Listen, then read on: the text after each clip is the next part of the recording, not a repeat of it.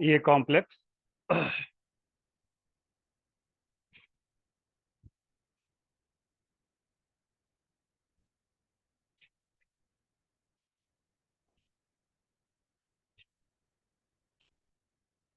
क्या करना है इसमें?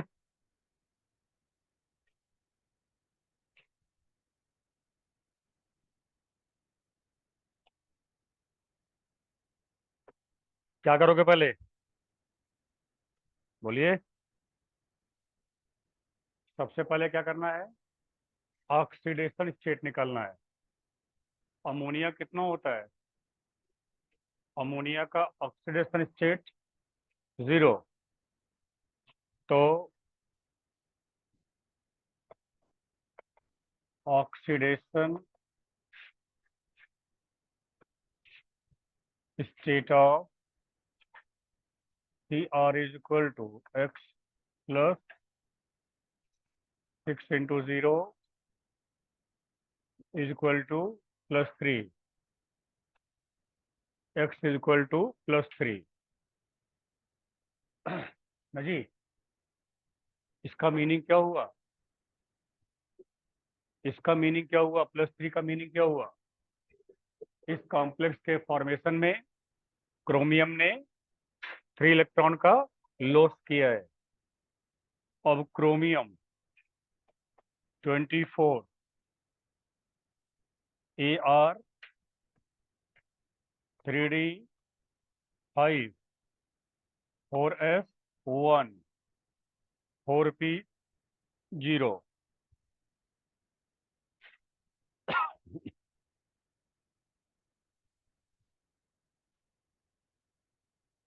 ठीक, अब क्या करेगा? क्रोमियम का ट्राई पॉजिटिव कहाँ कहाँ से इलेक्ट्रॉन निकलेगा जी? एक एस से निकलेगा और दो डी से।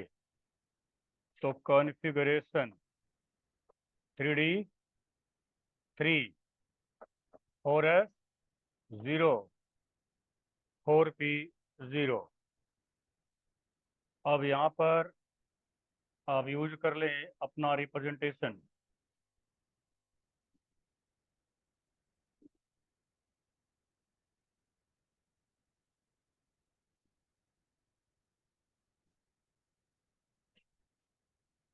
ये हो गया 4p, ये हो गया 4s, ये हो गया 3d। 3d में कितने इलेक्ट्रॉन है अभी? 3 है। कौन सा रूल लगाओगे? हुंड का रूल। ये 3 इलेक्ट्रॉन को आपने डिस्ट्रीब्यूट कर दिया। अब आप देख रहे हो बगैर कुछ किए इसके पास 2d ऑर्बिटल खाली है। 2d ऑर्बिटल n-1 का यानी 3d का 2 ऑर्बिटल यहाँ खाली है। 2 ऑर्बिटल अगर ऑलरेडी खाली है तो इलेक्ट्रॉन को पेयर करने की यहाँ पर जरूरत इसको नहीं पड़ेगी। याद रखिएगा, क्रोमियम क्रोमियम का अगर ऑक्सीडेशन स्टेट 3 हो +3 और वह किसी भी लेगेंड के साथ कॉम्प्लेक्स बनाए, चाहे वो लेगेंड वीक हो और चाहे वो लेगेंड स्ट्रांग हो, यानी इलेक्ट्रॉन पेयर करने वाला क्षमता रखता हो या न रखता हो, कोई फर्क नहीं पड़ने वाला है। हमेशा जो कॉम्प्लेक्स बनेगा वो कैसा कॉम्प्लेक्स होगा? इनर कॉम्प्लेक्स होगा। यानी क्रोमियम थर्ड के द्वारा बनाया गया कॉम्प्लेक्स हमेशा कैसा होगा? इनर कॉम्प्लेक्स होगा। क्यों? तो आपका जवाब होगा क्योंकि इसका ऑलरेडी 2d ऑर्बिटल एम्प्टी रहता है। ठीक है, इसलिए ये हमेशा कॉम्प्लेक्स जो बनाएगा वो इनर कॉम्प्लेक्स बनाएगा। अब आप क्या करोगे? ये तो हो गया इसमें, उसके बाद क्या करोगे आप? Cr tri positive in Cr NH3 taken 6 tri positive is equal to.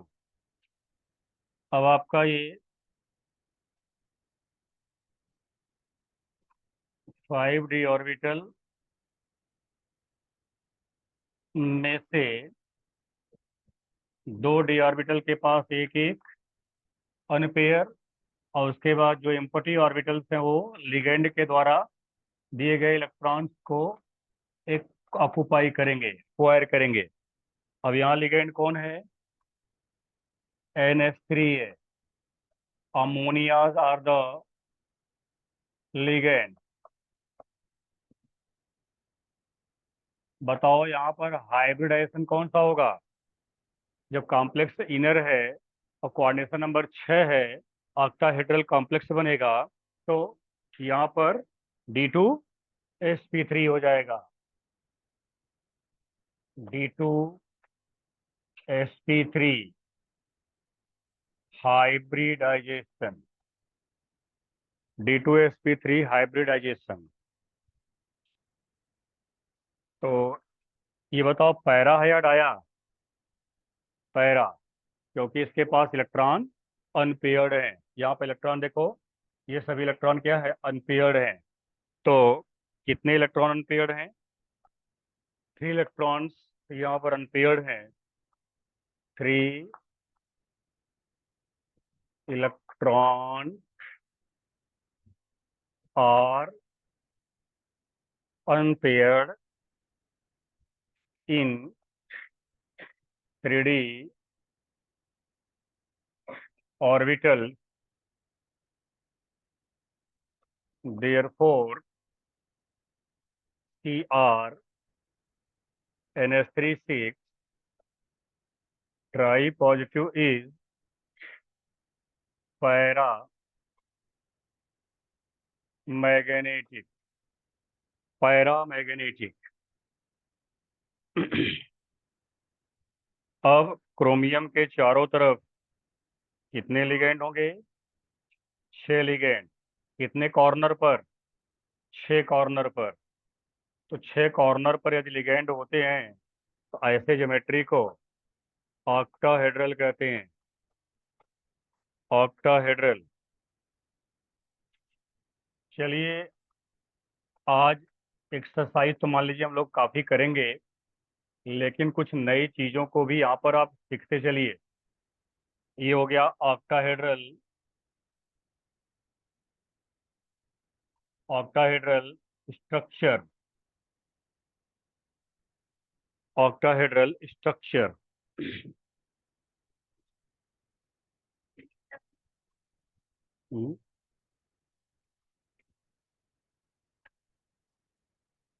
3 electrons are unpaired in the 3D orbitals, therefore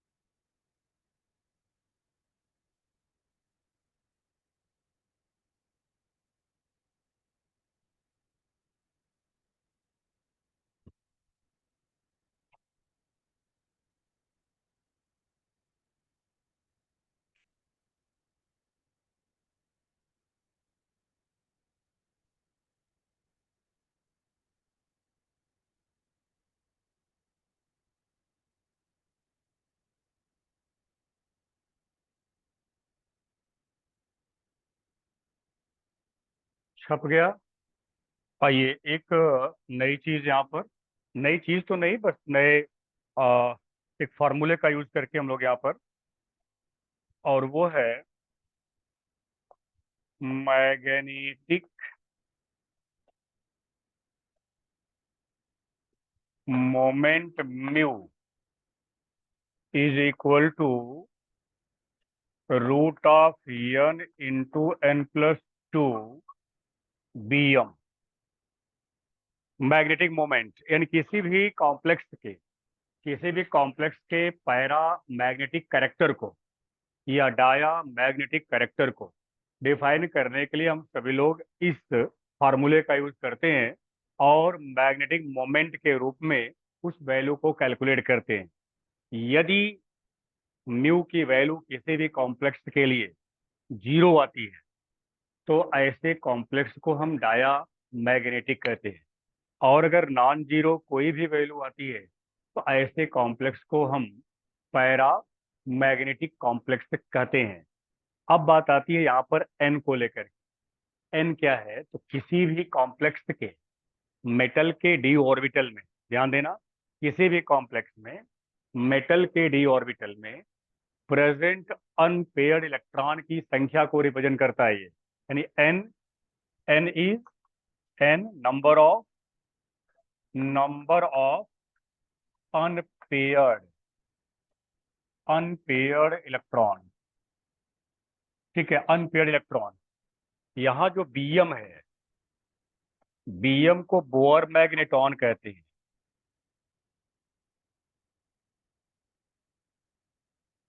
bore magneton. अब ये बोर मैग्नेटॉन जो है, इसका यूनिट है मैग्नेटिक मोमेंट की यूनिट है बोर मैग्नेटॉन। और इसका भी वैल्यू याद रख लीजिए, 1 BM is equal to EH upon 4 pi MC के बराबर होता है ये। 1 बीएम की वैल्यू जो है वो इसके बराबर होता है। अब यहाँ पर E क्या है? ई इलेक्ट्रॉनिक चार्ज है। ई इलेक्ट्रॉनिक चार्ज, यानी इलेक्ट्रॉन पर प्रेजेंट चार्ज। इलेक्ट्रॉन पर प्रेजेंट चार्ज कितना लेते हो जी आप? वैल्यू बताओ। वन नेगेटिव नहीं, कितना मैग्नीट्यूड होता है इसका कूलम में? 1.602 इंटू 10⁻⁻19 कूलम। ये ई की वैल्यू आप रखेंगे। एच हमारा प्लैंक्स कांस्टेंट है, प्लैंक्स कांस्टेंट। और एम, एम जो है मास ऑफ पार्टिकल है, पार्टिकल मतलब इलेक्ट्रॉन, मास ऑफ पार्टिकल। और C velocity of light, velocity of light. ये है फार्मूला आपका। ये पूरा हम म्यू को कैलकुलेट करेंगे नंबर ऑफ अनपेयर्ड से, और उसके बाद ये बीएम आप सीधे लिखेंगे। BM Bohr magneton is the unit of magnetic moment.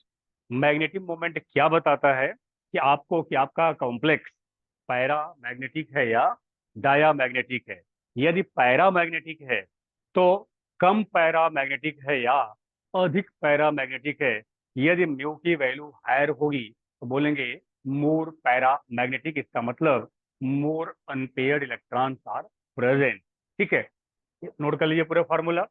अब उसके बाद हम लोग इसी पर थोड़ा सा आगे, अभी जो कॉम्प्लेक्स लिए हो आप, ऊपर वाला जो कॉम्प्लेक्स लिए हो, उस कॉम्प्लेक्स को लेकर के आप देखें एन की वैल्यू कितनी है वहां पर। अभी जो कॉम्प्लेक्स आपने ऊपर ड्रा किया, एन की वैल्यू, तो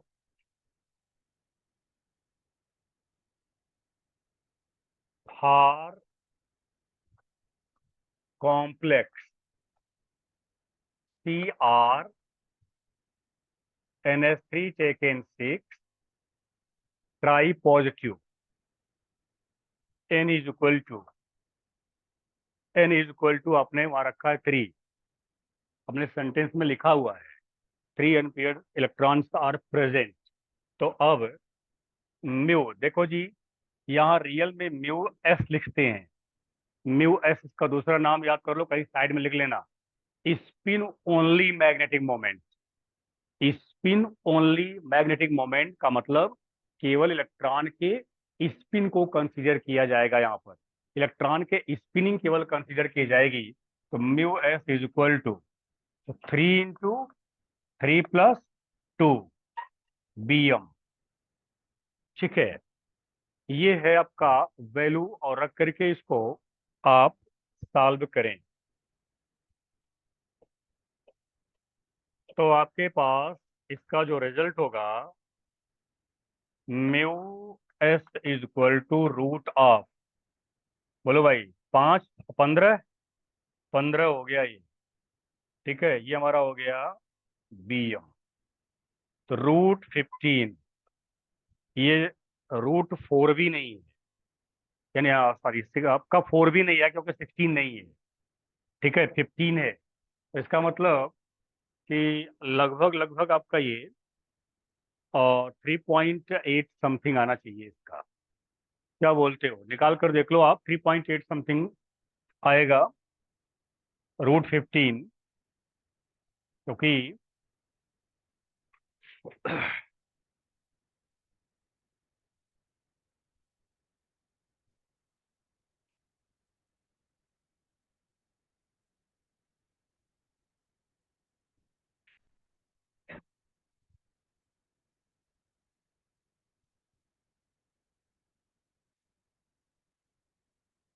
कितना आया कुछ निकाले क्या?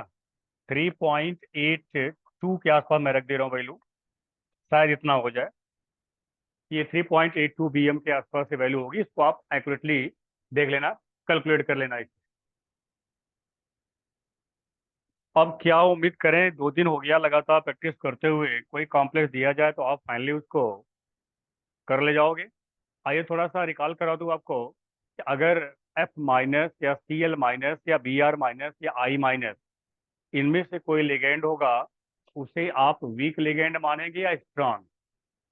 वीक लिगेंड माना जाएगा। यानी हैलाइड आयन अगर होंगे उनको वीक लिगेंड माना जाएगा। और वीक लिगेंड का मतलब कि अंदर वाले डी ऑर्बिटल में इलेक्ट्रॉन को पेयर न कर सके, उसे हम बोलेंगे डी आपका वीक लिगेंड। और अगर स्ट्रांग लिगेंड होगा तो क्या करेगा, वो अंदर के डी ऑर्बिटल में इलेक्ट्रॉन को पेयर कर देगा। तो इस बिहाफ इस बात को ध्यान में रखते हुए हम यहाँ पर एक Cl- लिगेंड का कॉम्प्लेक्स ले रहे हैं और एक Cn- का ले रहे हैं। Cn- is a strong field ligand, उसे स्ट्रॉन्ग लिगेंड कहते हैं। तो इसके भी यहाँ पर अगर हम लोग इस कॉम्प्लेक्स को लें, NiCl4 2-। चलो वर्क करो, आप स्टार्ट करो सब लोग साथ में, साथ में इसका करो। आप पहला काम जो करते हो वही करो, आप ऑक्सीडेशन स्टेट को निकालो।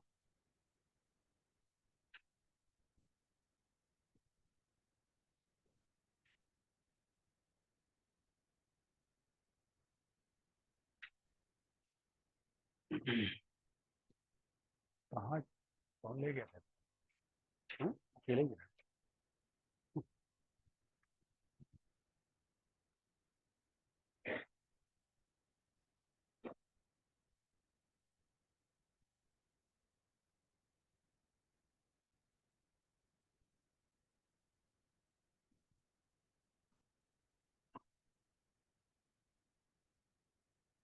तो अब आप जो है यहाँ पर निकेल का oxidation state of Ni = 4 - 1 = -2, x - 4 - 2 + 4 - 2 आपका ये +2। अब आप निकिल का एटॉमिक नंबर होता है 28। Atomic number of nickel is 28। तो 28 को लेकर करें आप, 28 Ni 28 Ar 3Da 4s2 4p0। ये कन्फिगरेशन कितना इलेक्ट्रॉन लॉस कर रहा है जी? 2 इलेक्ट्रॉन का लॉस किया, Ni डबल प्लस। अब हो जाएगा, दोनों इलेक्ट्रॉन कहाँ से निकल जाएंगे? S से 3D8 हो गया, 4s0 और 4p0। बताइए कॉम्प्लेक्स में निकिल का कोऑर्डिनेशन नंबर कितना है? 4 है। तो जितना कोऑर्डिनेशन नंबर होता है उतना ही मेटल मेटल उतना ही ऑर्बिटल को यूज करता है। तो इसको 4 ऑर्बिटल की जरूरत यहाँ पर है। तो अब क्या होगा, इसको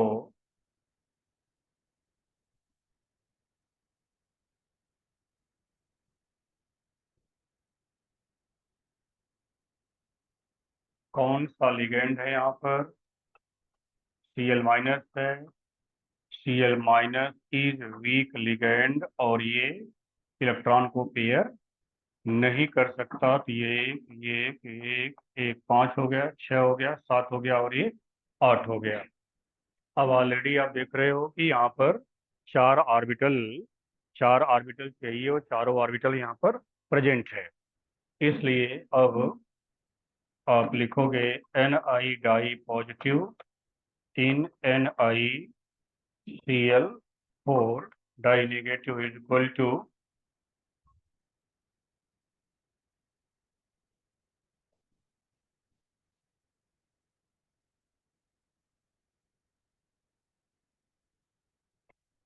ये 1 2 1 2 1 2 1 1। अब यहाँ चारों के चारों ऑर्बिटल अवेलेबल हैं। तो बताओ जरा कौन कौन से ऑर्बिटल अवेलेबल हैं। एक s और 3p। इसलिए हाइब्रिडाइजेशन क्या हो जाएगा, sp3।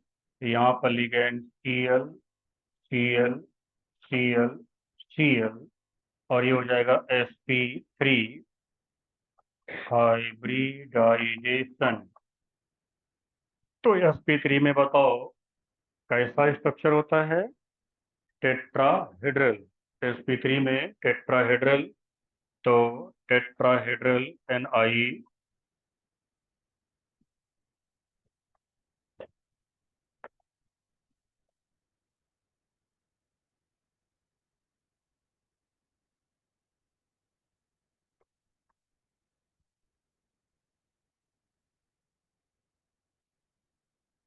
ये tetrahedral model Cl Cl Cl और ये पूरा कॉम्प्लेक्स आपका डाई नेगेटिव। ये टेट्राहेड्रल स्ट्रक्चर बताओ, ये डायोमैग्नेटिक या पैरामैग्नेटिक। पैरा होगा, क्यों? क्योंकि दो अनपेयर्ड इलेक्ट्रॉन प्रेजेंट हैं। तो ये n इज इक्वल टू 2। तो mu F is equal to root of 2 into 2 plus 2 B M. तो mu F is equal to root of 8 B M. यानी कि यहाँ पर mu F is equal to 2 point लगभग चले हम 83 लमसम बी एम की वैल्यू आपको मिलेगी।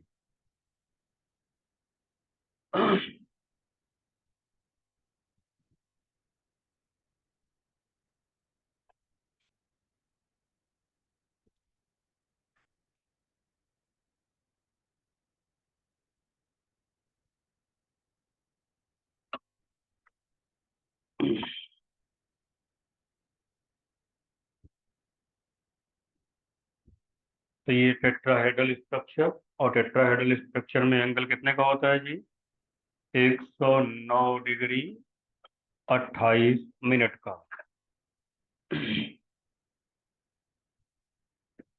कभी हम लोग किसी भी समय किसी क्लास में स्टडी किए होंगे valence shell electron pair repulsion theory, VSEPR theory. तो आप सभी लोग ध्यान देना कि VSEPR theory is not applicable for the transition metal complexes. वह केवल और केवल रिप्रेजेंटेटिव यानी मेन ग्रुप एलिमेंट के लिए ही अप्लाई होता है। वह ट्रांजिशन एलिमेंट यानी कि डी ब्लॉक और एफ ब्लॉक एलिमेंट्स के लिए एप्लीकेबल नहीं होता है। नोट हो गया। इसी का दूसरा कॉम्प्लेक्स ध्यान देना, यहाँ अगर चाहो तो आप लिख सकते हो since since Cl minus ligands are weak and cannot paired cannot pair the electron in 3D. Cl minus ligands are weak ligands and cannot pair the electron cannot pair the electron cannot pair the electron in 3D।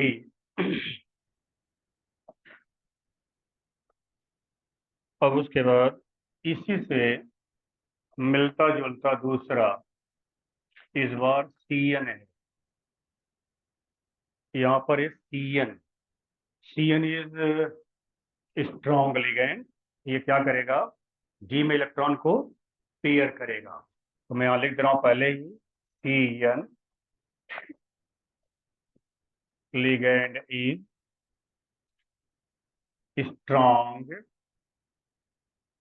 field and paired and can pair, लिख सकते हो आप, and can pair electron in 3D। एक sentence ये ध्यान में रखें, CN जहां पे मिलेगा वो स्ट्रॉन्ग लिगेंड के रूप में काम करेगा।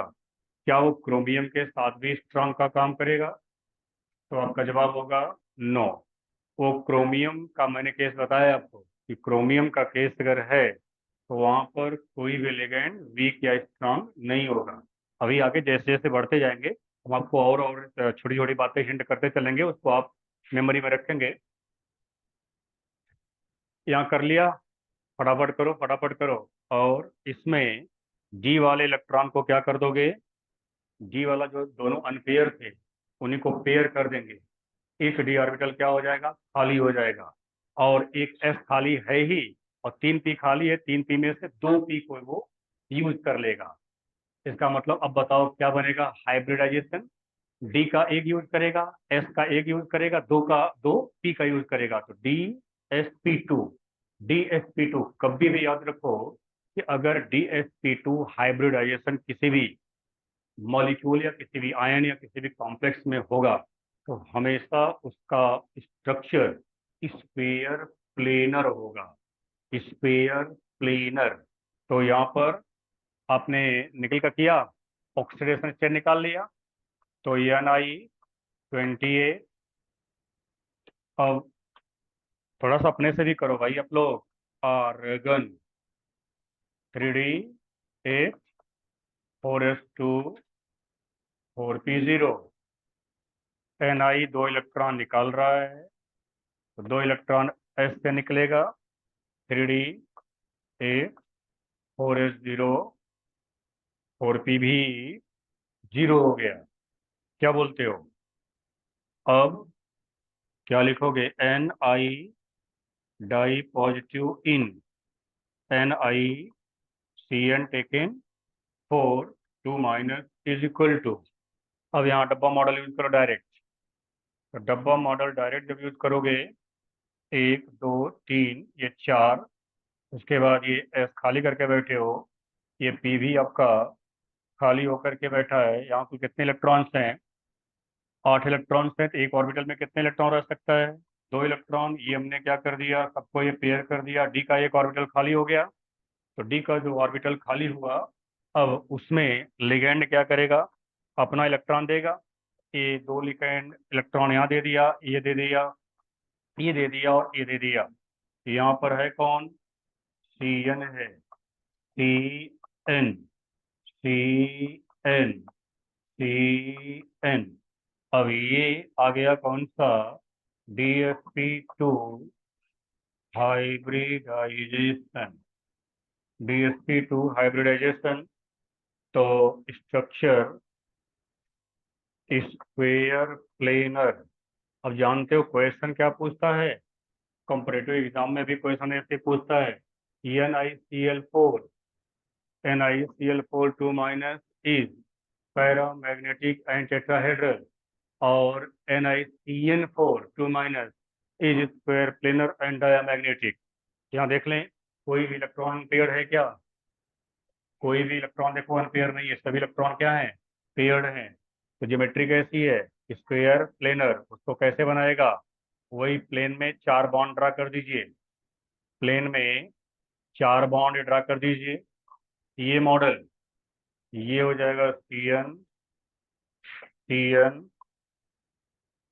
CN और आपका ये Cn, ये हो जाएगा 2 माइनस, और म्यू इज इक्वल टू क्या है यहाँ पर, क्यों, क्योंकि n की वैल्यू 0 है, तो n इज इक्वल टू 0, तो म्यू इज इक्वल टू 0, तो कॉम्प्लेक्स हो गया डाया मैग्नेटिक।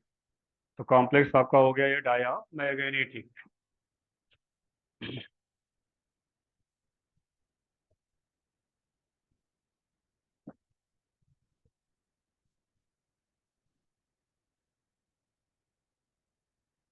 जब भी डिस्क्रिप्टिव आएगा, डिस्क्रिप्टिव का मैंने तरीका आपको एक लिखा दिया है, उसी तरीके से आपको लिखना है। मैं कल भी बात बोला था, 2 बार इस बात को रिवाइज किया था, रिपीट किया था, आज फिर रिपीट कर दे रहा हूँ कि आपको करना क्या है, केवल मेटल और लिगेंड ही चेंज होना है, और एज इट इज आपको वही बस ये ध्यान रखना होगा कोऑर्डिनेशन नंबर क्या है। कोऑर्डिनेशन नंबर 6 होगा तो स्ट्रक्चर ऑक्टाहेड्रल लेकर जाएंगे, और कोऑर्डिनेशन नंबर 4 में 2 प्रोबेबिलिटी है।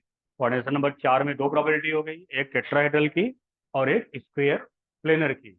लिगेंड अगर लिगेंड अगर स्ट्रांग होगा तो स्क्वायर प्लेनर, और वीक होगा तो टेट्राहेड्रल बनाएगा। और यह कुछ शर्त है, वही शर्त मैं पहले लिखा दूं आपको, कुछ कंडीशन है, वहां पर आपको केवल ध्यान देना है, और जगहों पर आपको ध्यान नहीं देना है। वीक और स्ट्रांग हर हर कॉम्प्लेक्स में आपको अप्लाई नहीं करना है। अब कुछ ही कॉम्प्लेक्स हैं जहां पर कि आपको वीक और स्ट्रांग केयर करना होगा।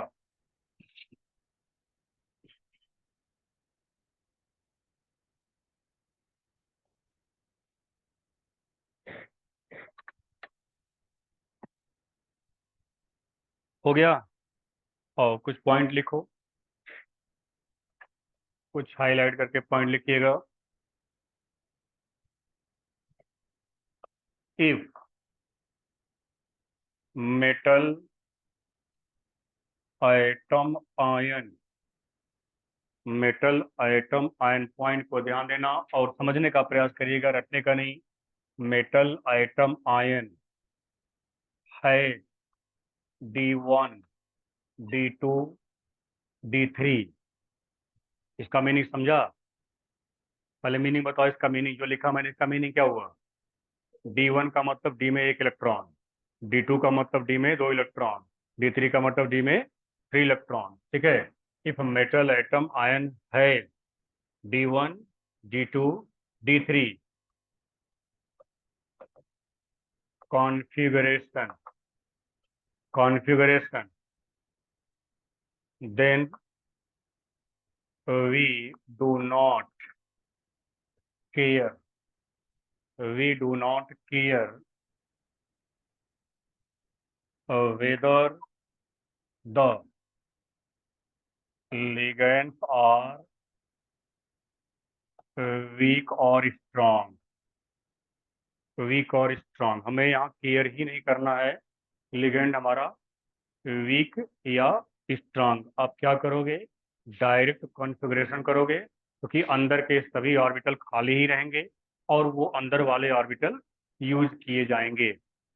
अभी जो आपने क्रोमियम का केस देखा, क्रोमियम में देखो आप D3 है, क्रोमियम का देख लीजिए, क्रोमियम वाला अभी जो अमोनिया वाला किया है, उसमें देखो अगर, तो 3 ही इलेक्ट्रॉन तो बचा है, देख लें आप, 3 इलेक्ट्रॉन बचा हुआ है ना, क्रोमियम वाले में 3 इलेक्ट्रॉन बचा हुआ D3।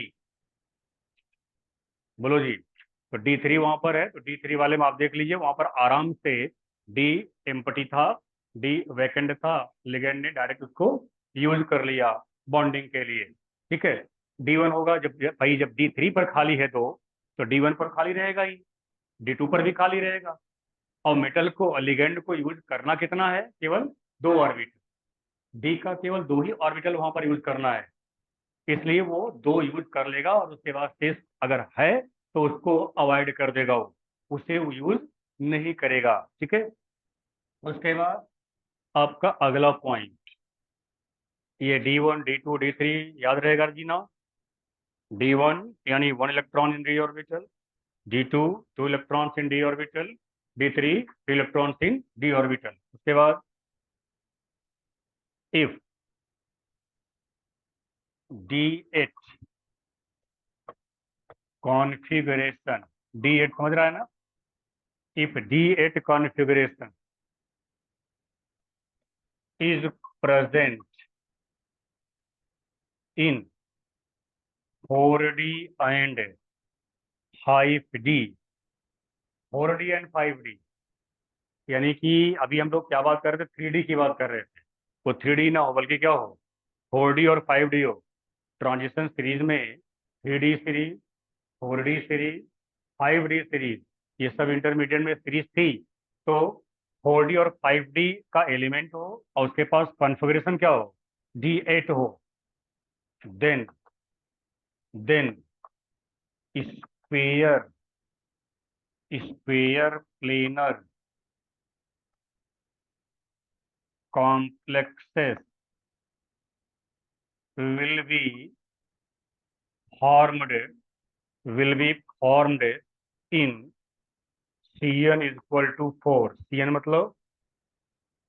मतलब कोऑर्डिनेशन नंबर, Cn मतलब कोऑर्डिनेशन नंबर, यानी कोऑर्डिनेशन नंबर 4 हो और मेटल का कॉन्फ़िगरेशन कितना हो, D8 हो, हमेशा सदैव क्या बनाएगा, स्क्वायर प्लेनर बनाएगा। लेकिन शर्त है वह मेटल कहाँ का हो, या तो 4D का हो या 5D का हो। But but if metal metal is metal is of 3D, metal अगर 3D का है, metal is of 3D, then square planar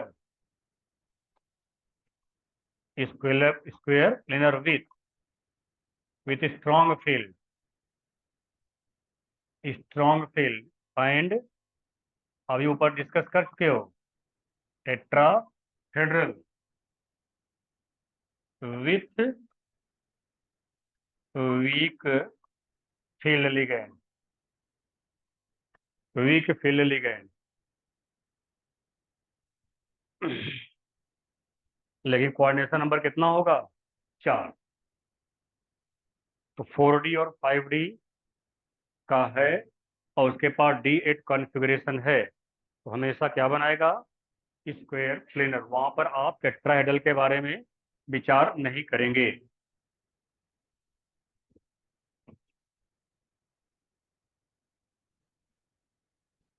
इसका मतलब पूरा का पूरा जो घपला है वो किसमें है, वो 3D में है, क्योंकि 4D 5D में स्ट्रेट फॉरवर्ड है।